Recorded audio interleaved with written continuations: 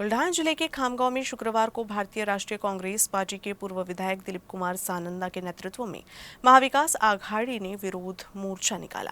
शहर के विभिन्न मार्गों से निकला ये मोर्चा शहर के उप विभागीय अधिकारी कार्यालय पहुंचा। इस संबंध में हमारे प्रतिनिधि फहीम देशमुख ने खामगांव विधानसभा क्षेत्र के पूर्व विधायक दिलीप कुमार सानंदा से बातचीत की।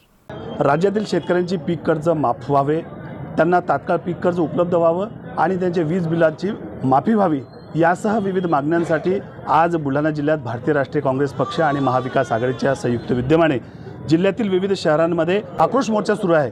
या संदर्भात बुलढाणा जिल्ह्यातील खामगावात माजी आमदार दिलीप कुमार सानंदा यांच्या नेतृत्वामध्ये आज भर पावसात मोठा मोर्चा काढण्यात आला।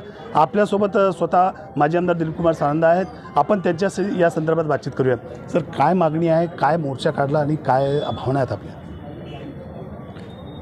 देशाचा पोशिंदा बळीराजा हा फार अडचणीमध्ये आहे। हे जेव्हापासून सपाट पावली सरकार आलेलं आहे, वर्षामध्ये 3-3, 4-4 वेळा कधी दुष्काळ, कधी ओला दुष्काळ, मोठ्या प्रमाणामध्ये गारपीट, मोठ्या प्रमाणामध्ये यामुळे माझा जो बळीराजा आहे त्याच्यावर आर्थिक संकट, विशेष म्हणजे वार्षिक त्याचं घर कसं चालावं त्यासाठी तो फार परेशान आहे। एकीकडे बँकेचं लोन लवकर मिळत नाही, पीक विमा त्यांनी काढल्यानंतर पीक विम्याचे पैसे त्याला लवकर मिळत नाही, घरामध्ये मुलीचं लग्न असेल, परिवारामध्ये शिक्षणाचा विषय असेल, अत्यंत दयनीय परिस्थितीमध्ये विशेषतः आमच्या विदर्भामध्ये हा शेतकरी जवळपास 6 महिन्यामध्ये 612 शेतकरी बांधवांनी आत्महत्या केलेला आहे। जो जगाचा पोशिंदा आहे तो जगाला धान्य देतो, त्याच्यामुळे आपली सर्वांची भूक भागते, असा जगाचा पोशिंदा जेव्हा आत्महत्या करतो तर मग त्यांना या ठिकाणी संपूर्ण कर्जमाफी मिळाली पाहिजे।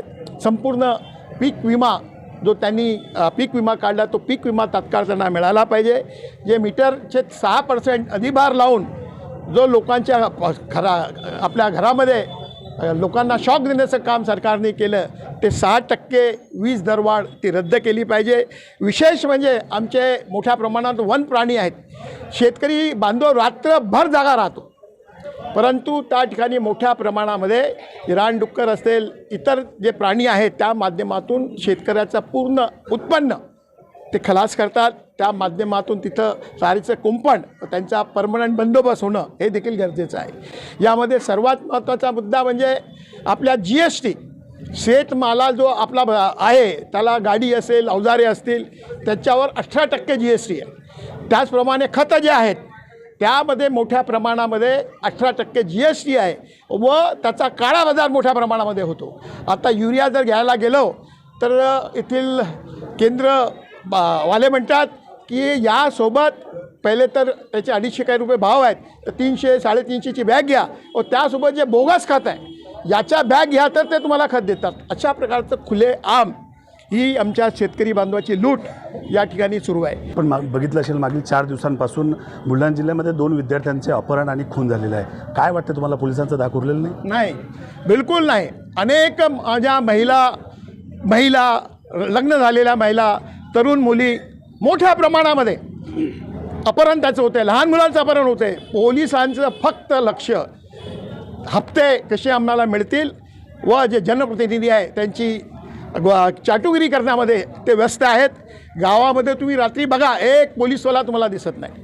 रस्त्यामध्ये जर तुम्ही कोणालाही लुटा, कोणाचं मर्डर करा, तुम्हाला ते दिसत नाही। याकडे पोलीस प्रशासनाचं जाणून बुजून दुर्लक्ष आहे, कारण की जसा राजा तशी प्रजा, त्याप्रमाणे लोकांना त्रास देण्यामध्ये येथील जनप्रतिनिधी, सरकार, त्याचप्रमाणे पोलीस विभाग, महसूल विभाग त्यांचा देखील त्यामध्ये मोठा आहे। मागील काही दिवसापासून आपण बघताय की आपले जे फलक आहेत त्याच्यात तयार आहे असं नारा देण्यात आला। काय वाटते, म्हणजे विधानसभेची तयारी सुरू आहे?